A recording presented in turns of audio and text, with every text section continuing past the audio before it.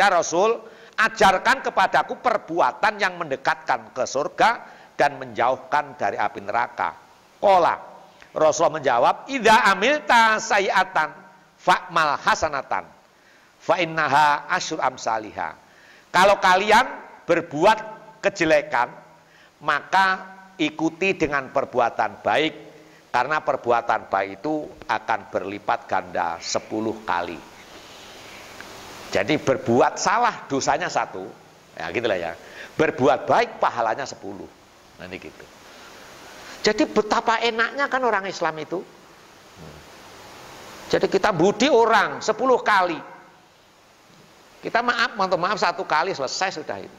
Nilainya sama, 10 sama. Ini syariat yang berbicara. Otak kita kan akhirnya, tidak mungkin, itu kan tidak adil namanya. Ini kan gitu. Seringkali otak kita yang berbicara. Agamanya jelas.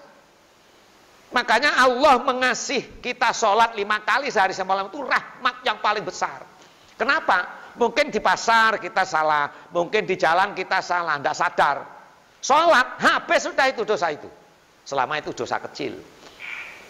Itu. Makanya wudhu dipraktekkan pakai kumur-kumur.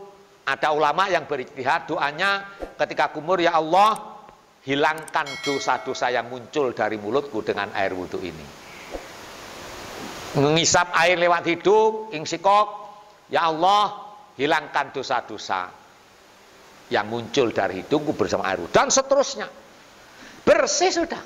Ada pertanyaan dari Rasulullah, apakah kalau kamu membasuh tanganmu 5 kali sehari semalam masih ada kotoran yang tertinggal? Nah gitu. Nah itu motivasinya, akhirnya kita itu setiap sehari semalam minimal 5 kali. Kemudian ada yang berijtihad seumur hidup selalu berwudu. Nah itu Pak itu. Jadi hadas batal wudu lagi, batal wudu lagi. Saya ditanya itu gimana Pak? Kalau dililit susah karena airnya juga susah. Itu wudu BDAM-nya tidak jalan. Ya itu ijtihadiyah. Jadi makanya agama tidak memberatkan, cukup 5 kali sehari semalam.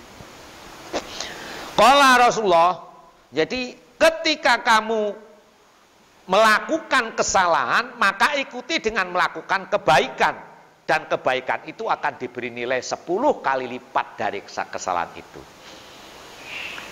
Terus ada satu hadis lagi, orang yang niat berbuat jelek tapi tidak jadi dilakukan, dia tidak dapat apa-apa.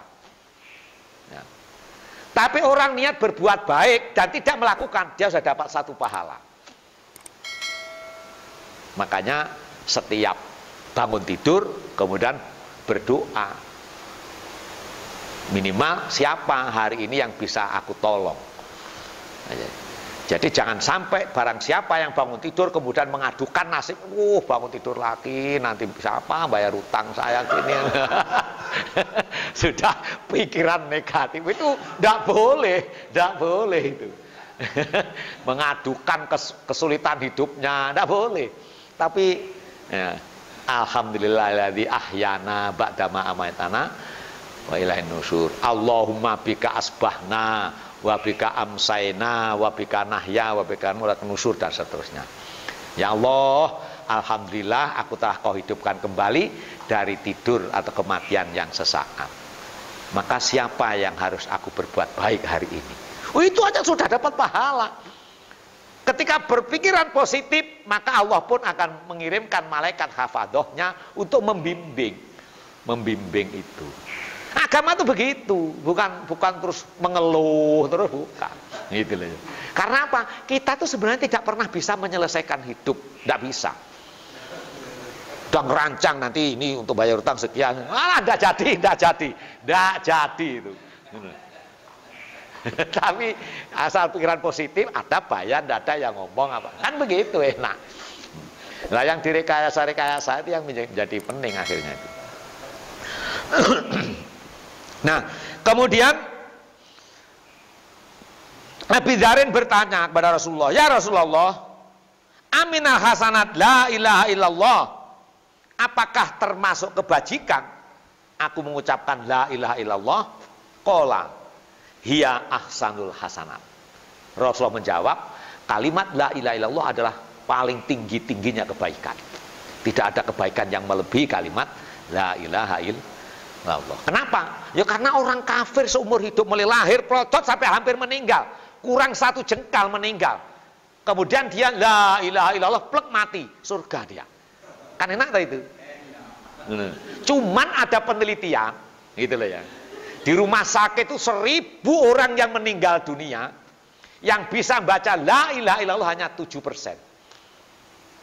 Sebab ternyata akhir kalimat orang yang meninggal tergantung kebiasaan sebelum meninggal. Oh itu. Nah ya sekarang ya terserah, kamu kita beling.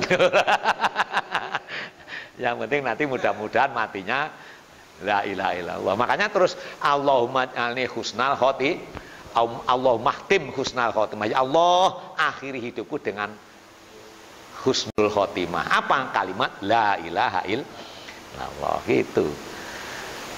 Jadi ya karena kita manusia ya begitulah maunya. Jadi enaknya sendiri maunya. Ya memang agama mengenakkan sekali. Mengenakkan sekali. Makanya sholat tidak usah cerita. Ya. Kalaupun toh sholat jangan, apalagi tidak sholat ditampak-tampakkan, ya, jangan. Jadi orang itu sederhana-sederhana saja.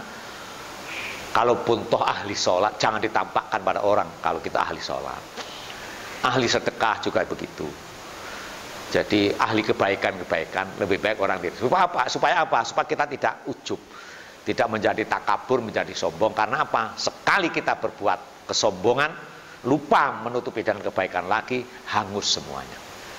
La tubtilu shadaqat bil manni wal adha. Jangan kau batalkan kebaikan-kebaikan ya, dengan menyakiti orang yang menerima kebaikan itu. Jadi simpel, agama itu simpel. Jadi pernah kan satu ketika Imam Abu Hanifah, ulama besar, ketemu anak kecil. Wahai anak kecil, menasihati beliau. Anak kecil, kamu kalau mengembala kambing hati-hati biar nggak makan pagar orang lain. Kamu siapa kok menasihati saya? Gitu tanya anak kecil. Saya Imam Abu Hanifah. Oh, syekh besar itu yang ahli ilmu. Hati-hati syekh. Kalau kamu kepleset dari bangkiakmu sih tidak masalah. Tapi kalau kepleset dari omonganmu itu yang paling berbahaya. Coba. Ya dulu, kisah dulu itu kan kadang-kadang jangan-jangan yang anak kecil itu juga malaikat. Akhirnya nyungsep Imam Abu Hanifah bertaubat karena merasa lebih pintar daripada anak kecil itu tadi. Itu. Nah kisah-kisah inspirasi kayak begitu itu mestinya menjadi alat muhasabah untuk kita. Lu kita itu terus siapa? Gitu ya. Mengolok-ngolok RT-nya, mengolok-ngolok lurahnya, mengolok-ngolok bupatinya, kadang-kadang aku tuh mikir, masya Allah. Jadi kebencian yang ada dalam diri kita.